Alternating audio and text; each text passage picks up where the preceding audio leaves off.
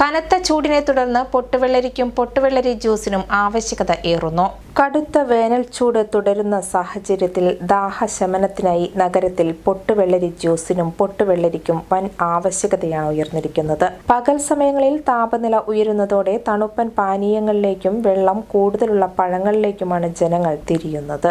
പ്രത്യേകിച്ച് റോഡരികിലുള്ള ജ്യൂസ് കടകളിൽ പൊട്ടുവെള്ളരി ജ്യൂസ് കുടിക്കാൻ ആളുകളുടെ നീണ്ട നിരകൾ കാണാം. ശരീരത്തിന് തണുപ്പും ഊർജ്ജവും നൽകുന്ന പൊട്ടുവെള്ളരി ജ്യൂസ് വേനലിൽ ഏറെ ആശ്വാസം നൽകുന്നതായി ഉപഭോക്താക്കൾ പറയുന്നു.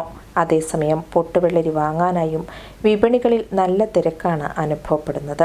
ദാഹമകറ്റാനും ശരീരത്തിലെ ജലാംശം നിലനിർത്താനും സഹായിക്കുന്നതിനാൽ പൊട്ടുവെള്ളരി ഈ കാലയളവിൽ കൂടുതൽ പ്രിയങ്കരമാകുന്നു. വ്യാപാരികളും ഈ അവസരം ഉപയോഗപ്പെടുത്തി കൂടുതൽ സ്റ്റോക്ക് ഒരുക്കിയിരിക്കുകയാണ്.